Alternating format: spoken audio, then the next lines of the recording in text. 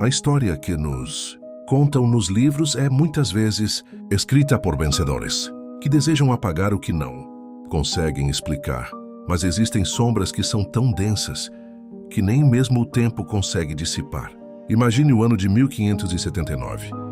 O Japão é um arquipélago de sangue e aço, mergulhado em uma guerra civil que já dura um século. No horizonte, navios negros portugueses cortam a neblina, trazendo consigo especiarias, armas de fogo e algo que o Japão jamais vira. Entre missionários e mercadores, surge uma figura que desafia a própria realidade dos habitantes de Kyoto. Um homem que não era apenas um estrangeiro, mas uma força da natureza. Ele era vasto, com a pele da cor da obsidiana, e olhos que já tinham visto o fim do mundo antes, mesmo de entenderem o seu começo. A multidão entra em um frenesi quase religioso. O caos se instala nas ruas de terra. Pessoas sobem em telhados, empurram-se contra os portões dos templos, todos gritando que um demônio, ou talvez um deus, havia desembarcado. O som de ossos quebrando sob o peso da massa humana que tentava tocá-lo é o primeiro acorde desta sinfonia de terror e glória. Se você gosta de histórias fortes como essa, de homens que desafiaram o destino e transformaram correntes em espadas, já deixa o seu like, porque essa trajetória de sangue precisa ser contada até o último suspiro. Antes de ser Yasuki, ele era um homem sem nome nos registros europeus. Provavelmente nascido na região de Moçambique, ele foi arrancado de sua terra e jogado no mecanismo brutal do tráfico de pessoas da era colonial. Ele servia ao jesuíta Alessandro Valignano, um homem de intelecto afiado, que logo percebeu que aquele guarda-costas era muito mais do que um simples protetor. Ele era uma presença magnética. Quando eles chegam ao Japão, o país vive o período Sengoku. Uma era onde a lealdade é moeda de troca e a vida vale menos que uma tigela de arroz. Mas no topo dessa pirâmide de violência está Oda Nobunaga, o homem que decidiu que iria unificar o Japão sob uma única bandeira, custasse o que custasse. Nobunaga não era um líder comum, ele era um revolucionário que desprezava o passado. Quando os rumores sobre o homem de pele de carvão chegaram aos seus ouvidos, ele não sentiu medo, sentiu fascínio. O encontro entre os dois foi uma colisão de mundos. Nobunaga, pequeno, magro e de olhar penetrante, confrontava aquele gigante que parecia esculpido em pedra escura. O daimyo estava convencido de que Yasuki estava pintado. Ele ordenou que o homem se despisse até a cintura e que servos o esfregassem com água e escovas de cerdas duras. Ele assistiu em um silêncio mortal, enquanto a pele de Yasuki permanecia impecavelmente negra, brilhando sob o reflexo das tochas do palácio. Naquele momento, Nobunaga não viu um escravo, nem um estrangeiro. Ele viu um guerreiro, que a natureza havia forjado com uma armadura natural. Comenta aqui embaixo, de qual cidade você está assistindo esse vídeo agora? E que horas o relógio marca, pai? Eu quero saber até onde a lenda deste samurai está ecoando hoje. A decisão de Nobunaga mudou a história do Japão para sempre. Ele tomou Yasuki para o seu serviço pessoal, mas não como um servo doméstico. Ele o nomeou samurai. Isso era algo inaudito. Para a casta dos guerreiros japoneses, a espada era a alma, e a alma pertencia à terra do sol nascente. Ver um homem que não falava a língua perfeitamente e que vinha de terras desconhecidas, portando as duas espadas sagradas, a katana e a wakizashi, era um insulto que queimava no peito dos generais de Nobunaga. Yasuki agora caminhava entre a elite. Ele recebeu uma casa própria, uma bolsa de estudos e o direito de comer à mesa com o próprio Nobunaga. Dizem as crônicas que Nobunaga gostava de conversar com Yasuki por horas, fascinado pelas histórias de além-mar. Mas enquanto a amizade crescia, o ódio nas sombras fermentava. Generais como Akechi Mitsuhide olhavam para Yasuki e viam uma ameaça à tradição, um bárbaro que gozava da confiança que eles levaram décadas para conquistar. A tensão no palácio era um fio de navalha esticado ao máximo. Se essa história de superação e perigo já está te prendendo, se inscreve agora, porque o que acontece no campo de batalha é ainda mais visceral. Yasuki não era apenas uma figura decorativa. Ele provou seu valor em batalhas brutais, como a invasão da província de Iga.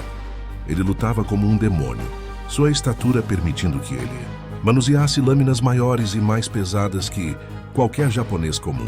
ele se tornou o símbolo do poder de Nobunaga. A prova de que o novo Japão não teria fronteiras. No entanto, o sofrimento era constante. Yasuki vivia em um estado de alerta eterno.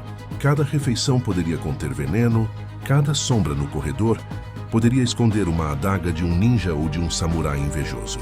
Ele aprendeu o código do Bushido, o caminho do guerreiro. Ele entendeu que a vida é como a flor da cerejeira, bela, mas destinada a cair no auge de sua perfeição.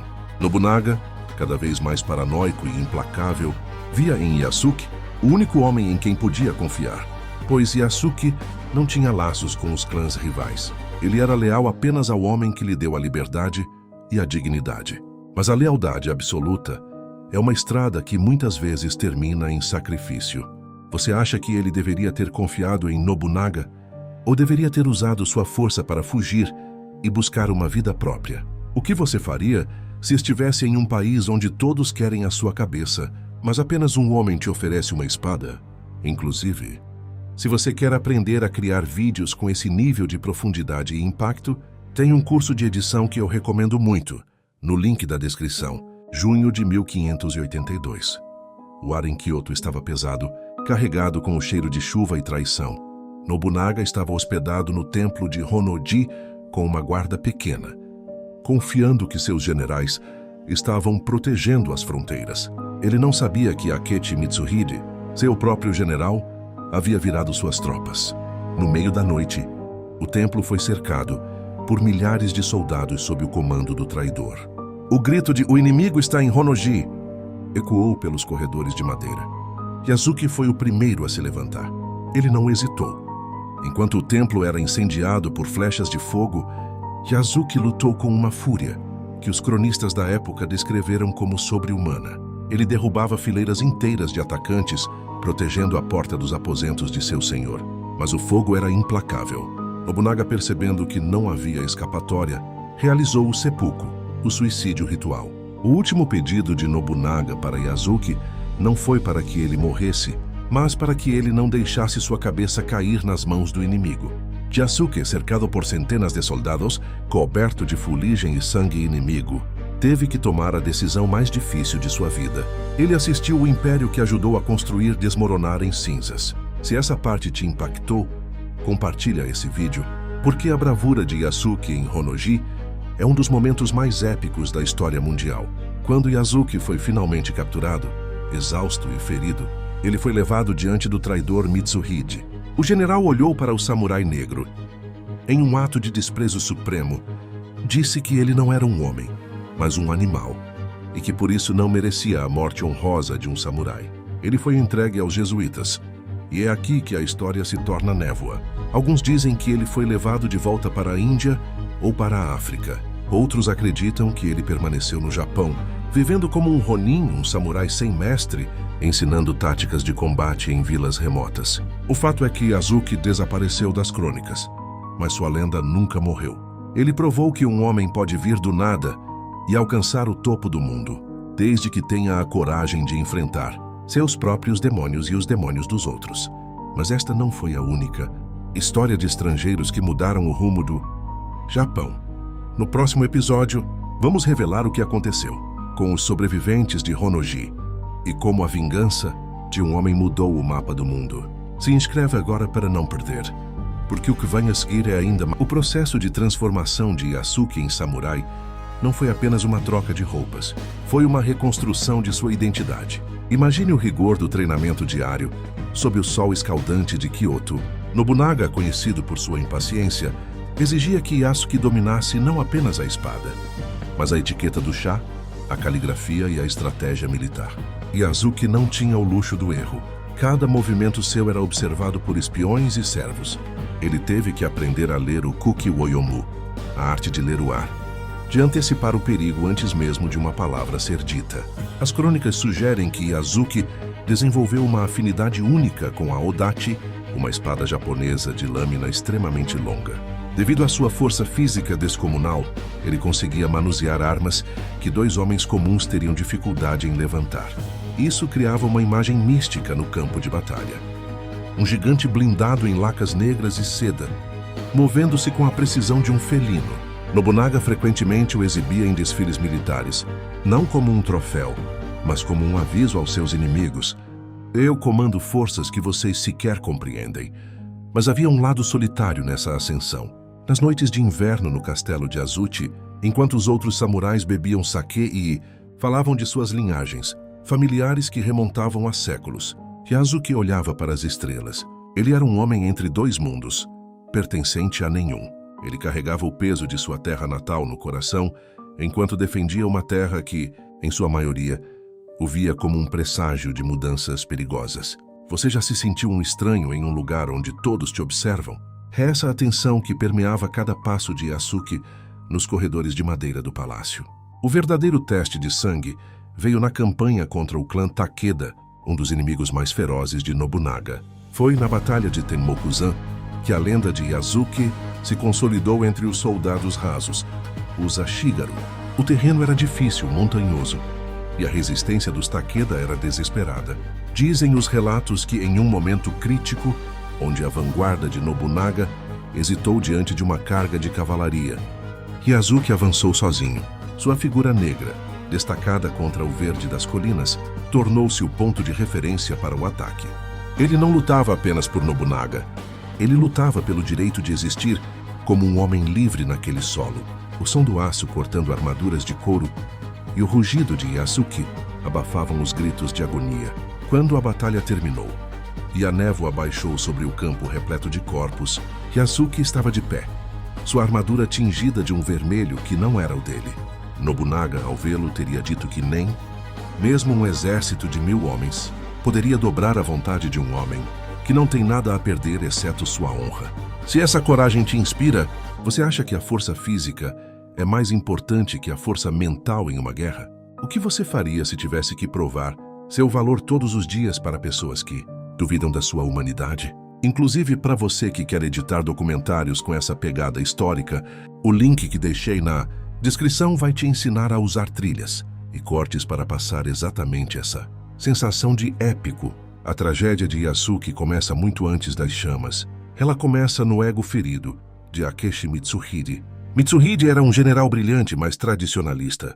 Ele via as inovações de Nobunaga, como o uso massivo de arcabuzes, e a promoção de Yasuki, como uma profanação do espírito samurai.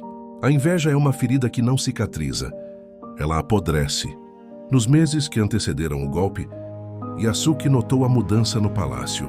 O silêncio era pesado demais. Os olhares de Mitsuhide eram como adagas de gelo. Nobunaga, porém, estava cego pela própria glória. Ele se sentia invencível.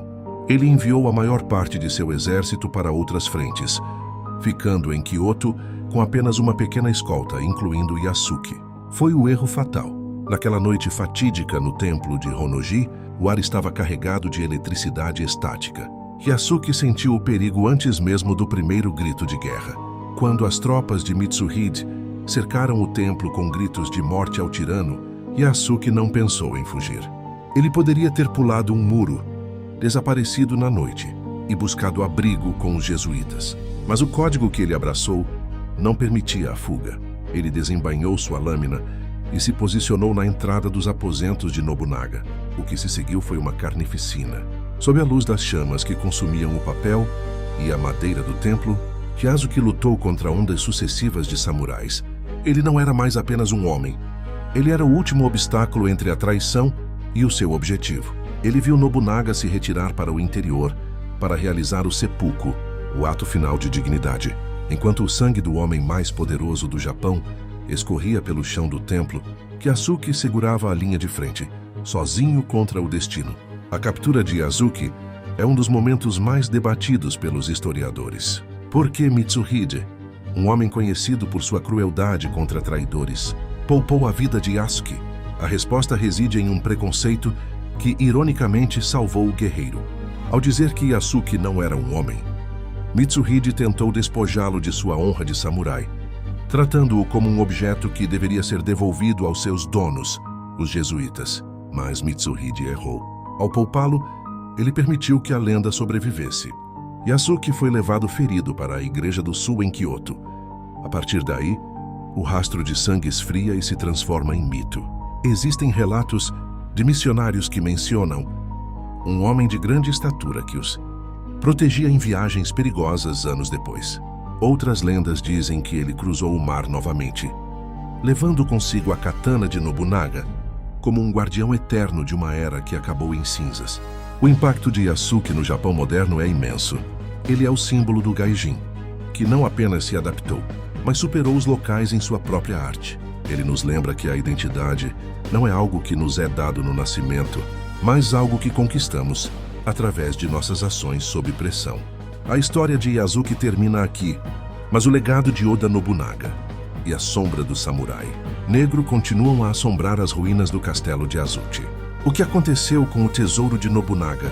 E quem era o espião que realmente deu a localização exata de Nobunaga para o traidor? Mitsuhide? As respostas podem estar escondidas em documentos que o Vaticano mantém trancados até hoje. Se essa jornada de um homem que saiu das correntes para a imortalidade mexeu com você, compartilhe este vídeo. Essa história é a prova de que o mundo é muito mais vasto e misterioso do que nos ensinam. No próximo episódio, vamos mergulhar na conspiração dos ninjas de Iga e como eles quase impediram a unificação do Japão. Se inscreve agora para não perder. A história está apenas começando. Para entender a magnitude de Yasuke no campo de batalha, precisamos falar sobre o aço. A katana não é apenas uma espada. É uma extensão da alma do samurai. Mas para Yasuke, ela era algo mais. Era a prova de sua humanidade perante uma sociedade que o negava. Relatos de observadores da época sugerem que Yasuke não usava uma lâmina comum. Devido à sua força física, que Nobunaga dizia ser equivalente a 10 homens, ele portava uma Nodachi, uma espada de campo de batalha com mais de 1,5 metro de comprimento. Imagine a força necessária para girar esse aço em um arco mortal no meio de uma floresta de lanças. Enquanto os samurais tradicionais dependiam da técnica refinada e da velocidade, Yasuke combinava isso com uma potência de impacto que quebrava as defesas inimigas. Ele quebrou o estilo de luta japonês. Ele não esperava o contra-ataque. Ele avançava como uma muralha de obsidiana. Esse choque técnico causou pânico psicológico. Os soldados do clã Takeda, criados em superstições, acreditavam que ele era um demônio folclórico que veio cobrar as dívidas de sangue de seus ancestrais. Você já sentiu que o seu maior diferencial é justamente aquilo que os outros tentam usar para te diminuir? Yasuke transformou sua diferença em terror para os seus inimigos. Mas o campo de batalha era o lugar mais seguro para Yasuke. O verdadeiro perigo estava nos banquetes de Kyoto. Nobunaga era um provocador. Ele adorava colocar Yasuke ao seu lado para humilhar. Generais conservadores, que se orgulhavam de suas linhagens de 400 anos. Imagine o jantar. De um lado, um lorde que herdou terras e títulos. Do outro, um homem que há 2 anos era um desconhecido e agora detinha o ouvido do mestre do Japão. A inveja é um veneno de ação lenta. Akechi Mitsuhide, o homem que eventualmente trairia Nobunaga, via em Yasuke o fim do Japão que ele conhecia. Para Mitsuhide, se um estrangeiro podia ser samurai, então o título de samurai não valia mais nada. Yasuke era o símbolo vivo da modernidade de Nobunaga. Uma modernidade que abraçava o cristianismo, as armas de fogo e o mérito acima do sangue. Cada vez que Yasuke recebia um presente de Nobunaga, uma peça de seda cara ou uma residência em Azuchi, uma nova adaga era afiada nas sombras. Yasuke sabia disso. Ele nunca dormia profundamente. Dizem que ele aprendeu a dormir sentado, com a mão no punho da espada, um hábito que levaria até o fim de seus dias. O que você faria se o seu maior aliado fosse também a razão pela qual todos os outros te odeiam? Após o incêndio de Honnoji e a captura de Yasuke, o Japão mergulhou no caos por 13 dias, tempo que durou o reinado do traidor Mitsuhide. Mas o que aconteceu com o corpo de Nobunaga? Aqui entra um dos maiores mistérios que envolvem Yasuke. Diz a lenda que Yasuke conseguiu esconder os restos mortais de seu senhor, antes que as tropas de Mitsuhide invadissem o salão interno. Quando Mitsuhide foi finalmente derrotado por Toyotomi Hideyoshi na Batalha de Yamazaki, ele procurou desesperadamente pela cabeça de Nobunaga para provar sua vitória, mas nunca a encontrou. Muitos acreditam que Yasuke, em seus últimos momentos de liberdade, cumpriu o dever final de um samurai: proteger a honra do mestre além da morte. Yasuke foi levado para o Nanbandera, o templo dos bárbaros do sul, como eram chamadas as igrejas jesuítas. Ferido fisicamente e destruído emocionalmente, ele viu o sonho de um Japão unido e aberto ao mundo desmoronar. Mas ele não era mais o mesmo homem que desembarcou em 1579. Ele era agora um veterano de 1000 batalhas. Um homem que conhecia os segredos do coração de Nobunaga. A história tentou apagar Yasuke. Durante séculos, ele foi reduzido a uma nota de rodapé ou a um mito urbano. Mas a verdade é teimosa. Hoje ele é o protagonista de animes, filmes e livros. Por quê? Porque Yasuke representa a ponte entre o impossível e o real. Ele é a prova de que a honra não é um conceito geográfico, mas uma escolha individual. Ele influenciou a forma como o Japão vê o mundo exterior. Ele foi o primeiro de muitos que viriam depois, mas nenhum teve o seu impacto. O Samurai Negro não é apenas um título legal para um vídeo. É a história de um homem que sobreviveu à escravidão, atravessou oceanos, conquistou o topo de uma das culturas mais fechadas da Terra e, quando tudo queimou, ele permaneceu de pé. Se essa história te deu uma nova perspectiva sobre o que significa lutar contra as probabilidades, compartilha esse roteiro com alguém que precisa de motivação. A vida de Yasuke nos ensina que o seu ponto de partida não determina o seu destino. E se eu te dissesse que Yasuke não foi o único estrangeiro a lutar nessas guerras? No próximo vídeo, vamos falar sobre os samurais europeus e as armas secretas que os jesuítas escondiam nos porões de Kyoto. Se inscreve agora para não perder o próximo capítulo dessa saga épica. O passado guarda segredos que o futuro ainda não está pronto para ouvir. O Bushido, o caminho do guerreiro, não era um manual escrito, mas um código de conduta gravado no sangue. Para um samurai japonês, esses valores eram passados de pai para filho. Mas para Yasuke, o Bushido foi uma conquista. Imagine a disciplina necessária para um homem que veio de uma cultura totalmente diferente dominar o ji, justiça, o rei, respeito e, acima de tudo, o meio, honra. Nobunaga testava Yasuke constantemente, não com espadas, mas com dilemas morais. Dizem que, em certa ocasião, Nobunaga perguntou a Yasuke o que ele faria se recebesse a ordem de tirar a própria vida. A resposta de Yasuke, embora não registrada palavra por palavra, deve ter sido satisfatória, pois o daimyo passou a confiar a ele a guarda de seus aposentos privados, o lugar onde um líder é mais vulnerável. Yasuke entendia algo que muitos generais japoneses haviam esquecido. A lealdade não nasce do medo, mas do reconhecimento. Nobunaga foi o primeiro homem em anos a olhar para Yasuke e ver um igual em potencial, não uma ferramenta ou um animal de carga. Essa conexão psicológica é o que manteve Yasuke firme quando as flechas de fogo começaram a cair em Honnoji. Você já teve alguém que acreditou em você quando ninguém mais acreditava? Essa é a chama que moveu o braço de Yasuke. Durante toda a sua jornada no Japão, o castelo de Azuchi era a maravilha do mundo oriental. Diferente dos castelos medievais escuros da Europa, Azuchi era uma explosão de cores, ouro e arte. Yasuke vivia lá, cercado por biombos pintados pelos maiores mestres da época. Ele comia iguarias que a maioria dos camponeses sequer sabia que existiam. Mas o luxo era uma jaula dourada. Imagine Yasuke caminhando pelos jardins de pedra, observando as carpas nos lagos, enquanto sentia centenas de pares de olhos vigiando cada movimento seu. Os servos sussurravam que ele tinha o poder de invocar tempestades. As damas da corte, divididas entre o terror e a curiosidade, espalhavam boatos sobre sua origem divina. Yasuke ocupava o tempo estudando. Ele aprendeu a língua japonesa com uma rapidez que assustava os jesuítas. Ele entendia a política complexa dos clãs. Ele sabia quem eram os aliados de fachada e quem eram os inimigos declarados de Nobunaga. Essa inteligência foi o que permitiu que ele sobrevivesse tanto tempo em uma corte, onde a expectativa de vida de um favorito era curtíssima. Se você estivesse cercado de luxo, mas soubesse que todos ao seu redor desejam a sua queda, você conseguiria manter a calma? Voltamos ao incêndio de Honnoji para explorar um dos maiores Issei da história. No Japão feudal, Capturar a cabeça do líder inimigo era a vitória definitiva.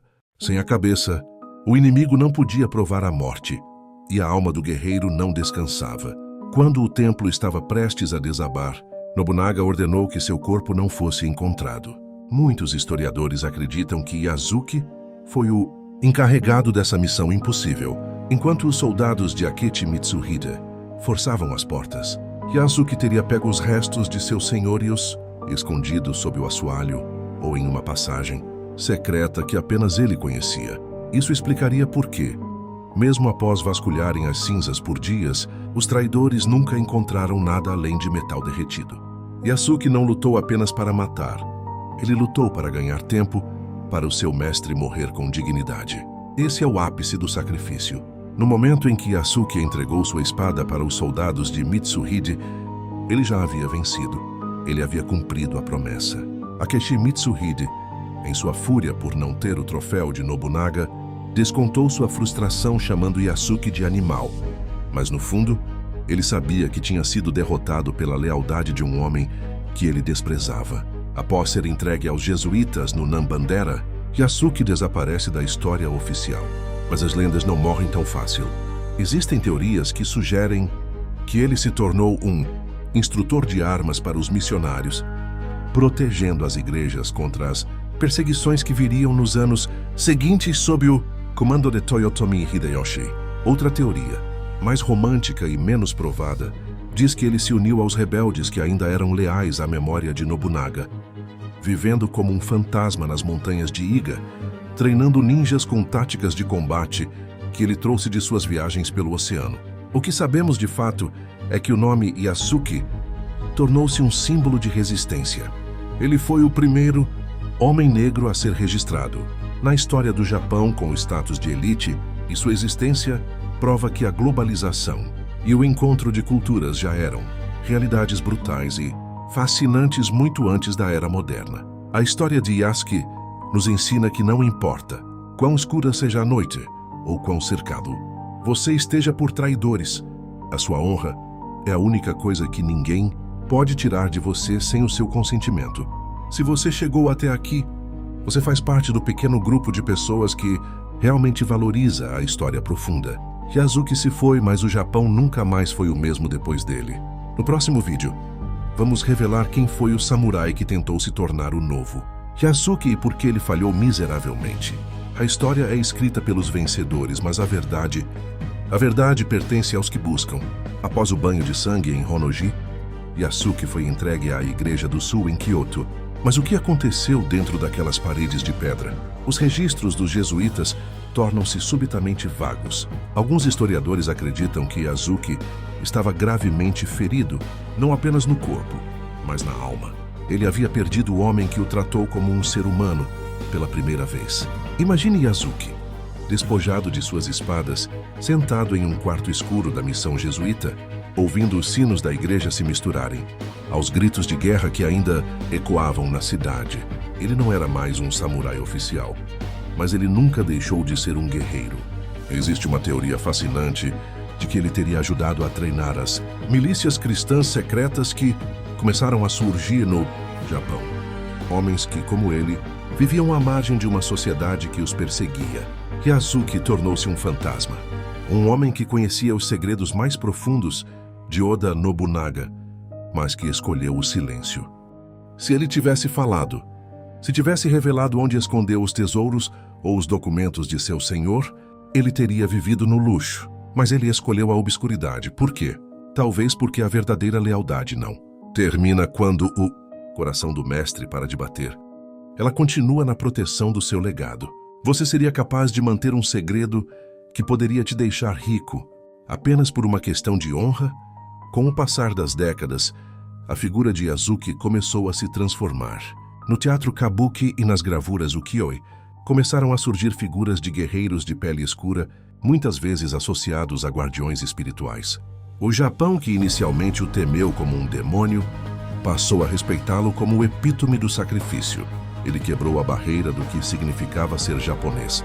Yasuke provou que o Bushido era um estado de espírito, não uma herança genética. Ele abriu caminho para outros estrangeiros que, séculos depois, também buscariam a via da espada, mas nenhum deles teria o impacto visual e cultural do primeiro. Hoje, quando vemos Yasuke em jogos de videogame, animes de sucesso ou superproduções de cinema, não estamos vendo apenas um personagem de ficção. Estamos vendo o eco de um homem real, que respirou o ar de Kyoto, que sentiu o peso do aço em suas mãos e que decidiu que não seria definido pelas correntes do seu passado, mas pela nitidez da sua lâmina. Chegamos ao fim da nossa jornada, mas a história de Yasuke é eterna porque ela fala sobre a nossa própria luta.